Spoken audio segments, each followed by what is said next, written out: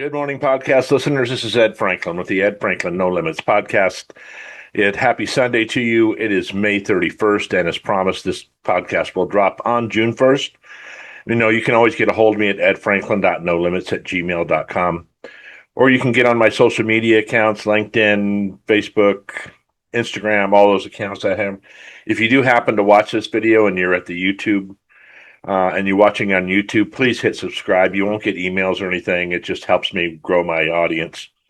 Um, this podcast is kind of getting back to the basics of No Limits, which I started over 5 years ago and almost 200 episodes in now. We will get back to raising 10. I'm securing some guests right now that are going to help with that podcast. So be patient if that's the one you normally listen to. But I wanted to get back to kind of the no limits thing and talk about something that society is having to deal with right now. Employers, employees, just about anybody. And this affects everybody, by the way. Doesn't matter who you are or what you do. I want to talk about fear. We're in a time, for the first time in my life, really, that I'm not fearful of everything, but there's a lot of fear whirling around out there, and one of it is with employees and what AI is going to do to our society.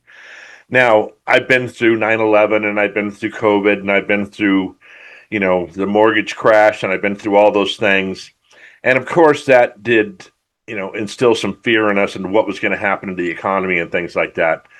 And paying $6 a gallon for gas now here in San Diego, and probably more in some other parts of San Diego and Los Angeles. I don't know what's going to happen. Things are just rising like crazy, money wise, and the job world out there is being affected by AI. Now, let me talk about AI for a minute and my perception of what it is. Now, I am not an expert. I know there's a lot of experts out there, or at least they tell you they're an expert, and I am not. I can just tell you my experience with AI, and I use it on a regular basis. No, every day I use AI for something. AI has been around for a long time. You probably didn't even realize that. And what I would recommend, the first thing I would tell you to get educated on AI and what it's doing and how it can affect your job and how it affects other things. And there's a lot of great conveniences about it. For instance, we have Amazon, um, uh, what do you call it, like a bullet at home or a dot, and we use it for our shopping list, for instance. When you go on a website that has a chat bot, those using AI, right? I just heard before I started this podcast, there's a news article that came out it was on a feed that I was looking at social media, which I am on social media all day too, because of marketing and posts I do and trying to help my business grow. And it was talking about how Meta is getting ready to do another round of layoffs because they're being affected by AI. Now those rounds of layoffs have been going on for years, maybe not directly related to AI, but nevertheless, they were talking about these kids that are graduating from school, or these AI or these Meta employees, Facebook and Instagram, that could lose their jobs, and they're fearful of that, and I get that. A lot of you employees out there are wondering if your job's going to be replaced by AI.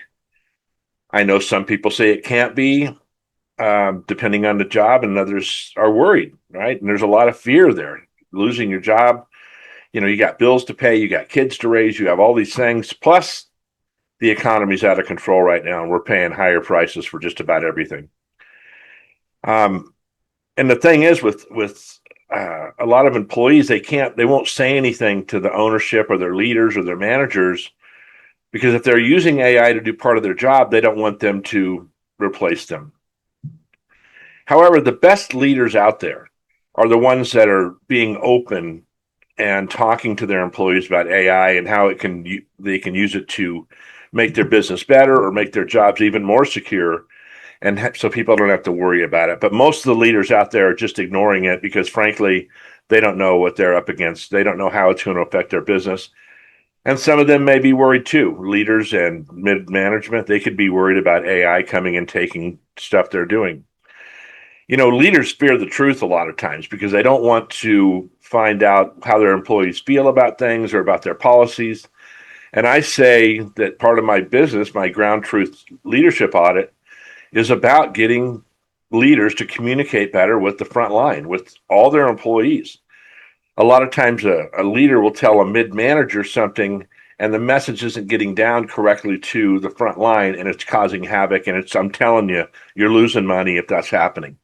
If your employees aren't doing everything they can to further the mission statement or, the core values, you're losing money. If they're so fearful of losing their jobs and they're not doing, they're not doing their job, they're more fearful of keeping it, you're losing money. If you're in business to make money, and I assume every business out there is trying to make money or get more members or something, everything is fine is a lie.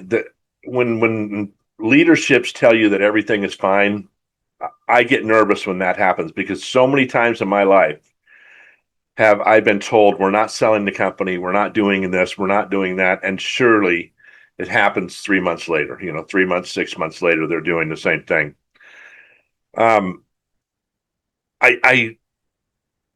as I've been looking for work and trying to get that ideal position for me, AI is affecting the job market. It's affecting how people look for work. It's affecting how they read your resume. It's affecting a lot of things. And I'm not 25 years old, obviously. I think I'm getting knocked out because of my age sometimes. And I'm not making excuses. I'm just saying that AI is affecting these things. And if you go and look online at, different reports and everything, they'll tell you the same thing, that AI is definitely generating job descriptions and then filtering you out with AI. Think of this. When I was a kid, they didn't have the internet. The internet really wasn't up and running until about the 90s, that we had access to it on a regular basis. And we thought, oh my God, this is the worst thing that could ever happen. Everything was so much better in the 70s and the 80s. And now, probably every one of you use the internet on a regular basis. We wind ourselves up with these things, and AI, I'm sure, is going to be the same thing. It's not going to be as bad as everybody thinks. We get that fear in our mind, and that's how, we get things wound up. AI is definitely amplifying workplace fear. There's no doubt about it. Uncertainty, skill gaps, and just the unknown. We just don't know what's going to happen. Are robots going to be doing our jobs? And what are we going to be doing? What are we going to be able to do? And I will bring this up to you. I'll bet you that every one of you that's listening to this podcast has had or has a dream of something you'd really want to do. I don't think anybody wakes up and says, I want to be a receptionist, when they're 5 years old. That's not what they're going around and talking about. I've been to classrooms with 5 and 6, 8, 10-year-olds and asked them, what their dream is. And it's doctors and lawyers and being an athlete and all these other things. No one ever says to me, I want to, do just this nominal job. And I'm not saying if you do that for work, I'm not saying that's a nominal job. Every job has its place in a organization, and they're all important. But what we're being told, and this is another thing from AI, these AI produced commercials and things like that and feeds on your social media telling you that if you want to speak, you need to hire me so I can get you speaking gigs. That's my thing. I get a lot of those. And I've investigated some of these in the past. They all cost a ton of money. It's a program generally that someone has bought from a person that was advertising it, then they're going to go out and advertise it. But really what they're telling you, as far as I'm concerned, that you can't do it on your own, and that's bullshit. You can do it on your own. All the best people, all the most successful people have done stuff. They've gotten help, obviously, but they've had that dream of their own. Imagine if we just took away any creativity from an employee or just an individual out there. We wouldn't have phones that we're walking around with. We wouldn't have television. We wouldn't have lights. We wouldn't have anything if there wasn't somebody that had a dream. And all those people had a lot of fear of failing. And if you're not failing on a regular basis, you're never going to get to that successful thing. Nobody starts out and is successful right away. Through the last 5 months working on this business and my speaking business and things like that, I've done things that have gotten me absolutely zero results. And Do I call it a failure? No, I call it another way not to do that thing again, right? Don't do that again. It didn't work last time or the 5 times you tried it. Try something else. And I have that fear too. I mean, I fear failure too. I fear a lot of things. My economic situation now is the worst it's ever been. And I have to keep pushing forward and driving forward and coming up with what I can do. The hidden cost of fear at work, talking about that, is morale, right?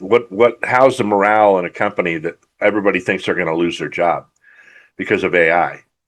We probably aren't making enough money to save up this big, mountain of money just in case we lose our job. We can just live without anything. That's crazy. And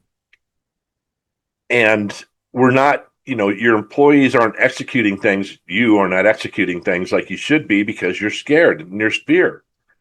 And that's the leadership's fault. That's the leadership's fault for not coming to you and communicating about how AI can help you or how it can hurt you and trying to encourage you to come up with ways of how it can help you.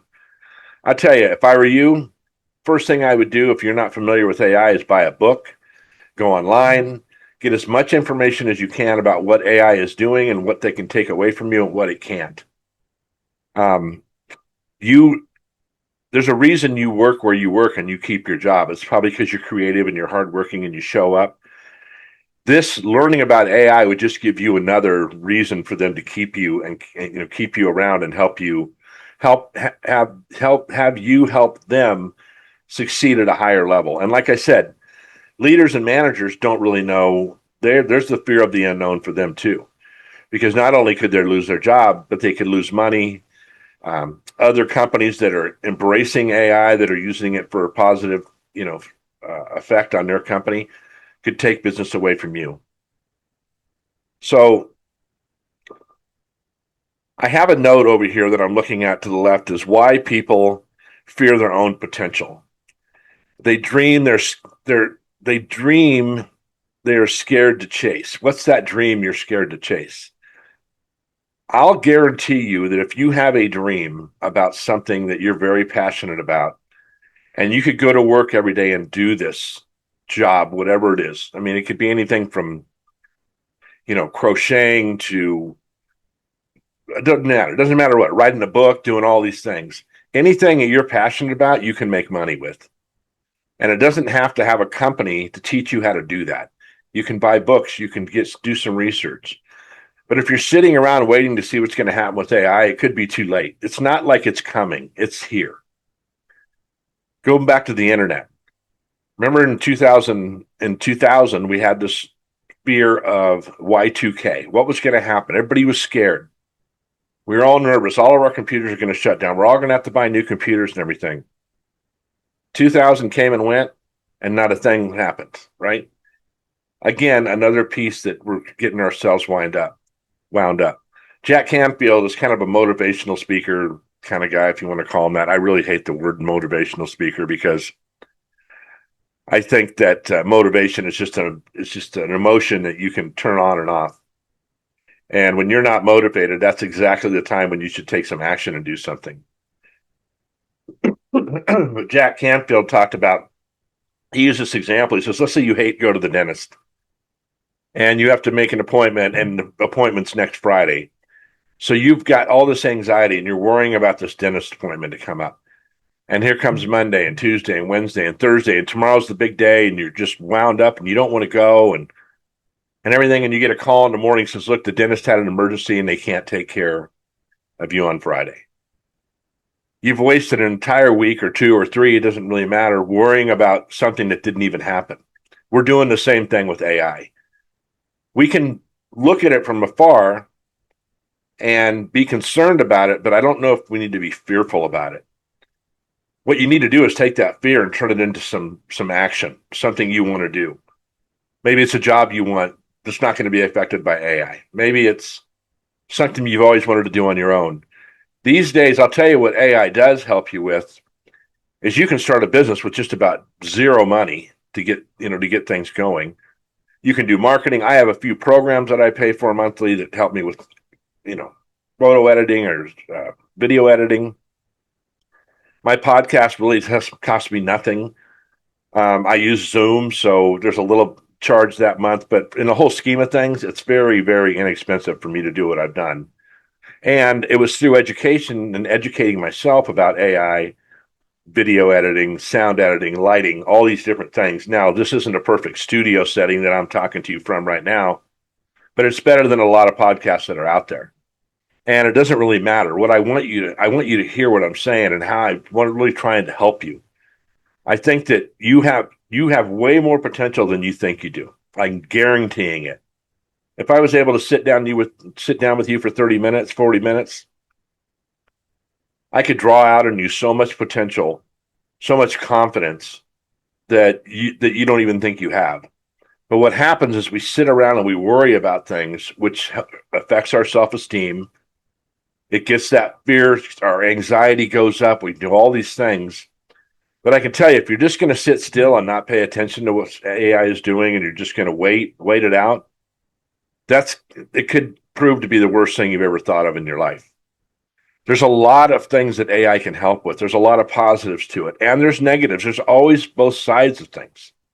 You know, they say the right has one truth, the left has one truth, and most of the truth is in the middle. That's where you need to stay, in the middle. You need to stay creative. You need to excel at and dream, right? You need to excel at imagining you're doing this job that you really want to do. I know I'm kind of getting all over the board here, but there's so many pieces of this. It could be a series basically on self-esteem, and that's kind of what my podcast started out with. It was about helping people, putting my arms around them and saying, look, you can do anything you want. I can tell you, when I'm doing this podcast or when I'm working on my business or everything, I'd rather be no place else. The only problem is it's not generating the income I need right now, but that will come if I keep working on it.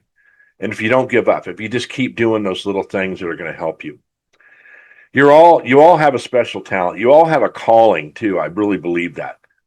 Maybe it's teaching, or it's something through your church, or something through your community. We all have a calling to get out there and help each other out, right? Put our arms around those people and tell them it's going to be okay. That's what we really need in this world right now. And that's what you need, so you don't have so much fear.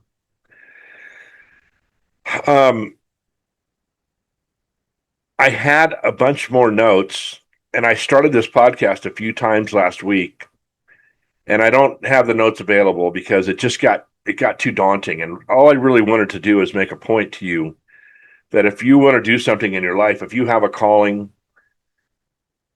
I want you to chase it. I want you to not let the fear of the economy, the fear of the political leaders that we have, all this fear get into your life and cloud what you are meant to be, right? You need to chase your calling. You need to find your way in our life, in this life. Listen, it's been ever since I was born, there's always been something you can have doomsday about, right? There's always something. When we went through this mortgage crisis in the 2000s, I thought, I lost my job during that time, and it ended up being one of the best things that could happen. I ended up getting in better positions. I ended up doing the things I wanted to. And then COVID hit, and then I had to start over again. And it's been hard to get back on my feet from COVID, but I will get back on my feet one way, or come hell or high water. I think one of the things you should all be doing, and we've talked about this before, is getting some exercise. I don't care if you go to the gym, if you go for a walk, if you do jumping jacks in your backyard. I don't care. Get that dopamine level, get those dopamine levels up, and it'll help with your confidence. It'll help with being tired. It'll help with a lot of different things. Eating right, not binging, not drinking too much, doing all these positive things you can do in your life will help you. Listen, the economy is not going to change because you change one thing.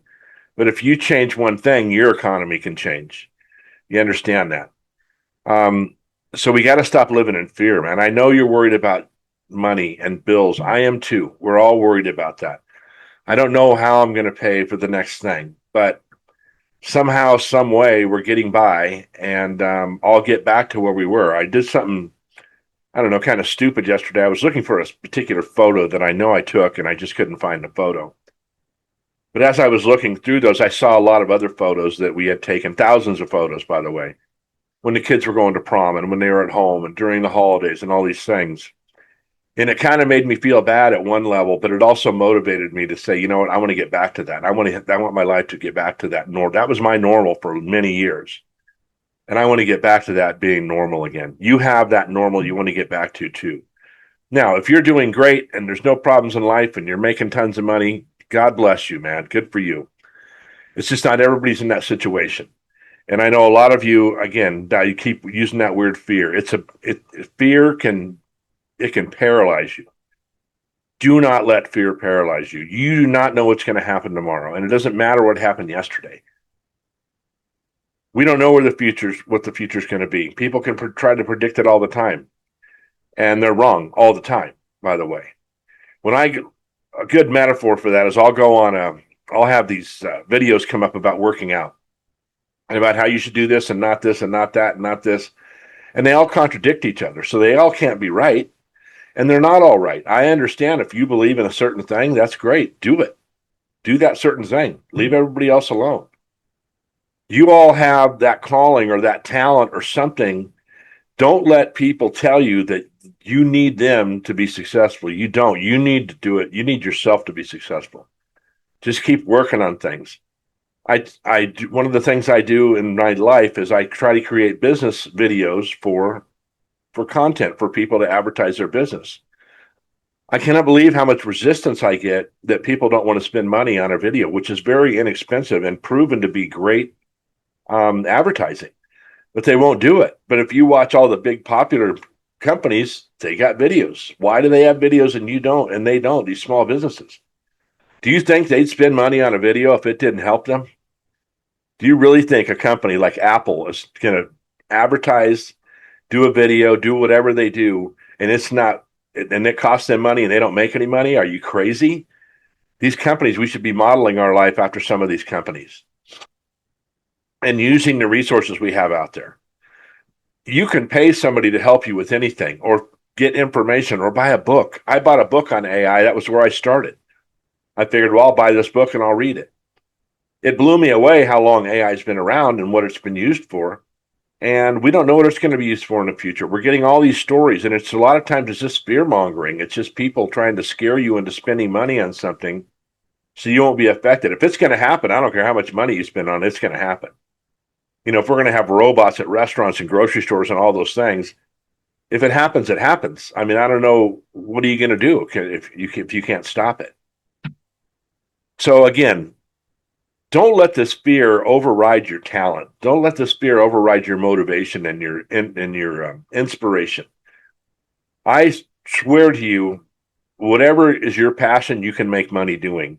And if you don't make any money doing it, isn't just doing it enough satisfaction sometimes? Maybe a good hobby or something.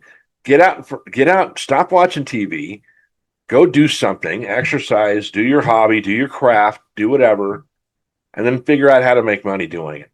And look, if you have something you want to email me, I'll give you all the information I could give you and resources and things like that. It's edfranklin.nolimits@gmail.com. My website is edfranklinnolimits, all one word.com. You know, I built a website on my own. I did all these things on my own that I just had to figure out how to do, and you can do the same thing. I could pay somebody 10 times what it cost me to do and get the same results. So don't think that all these people telling you that you need them.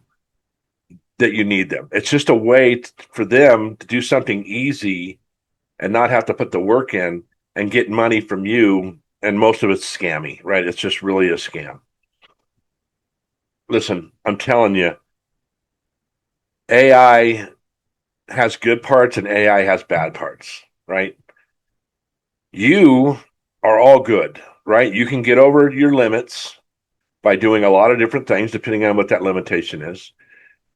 I talk about telling a story, your story, the good story, not the bad one. Everybody's got two stories.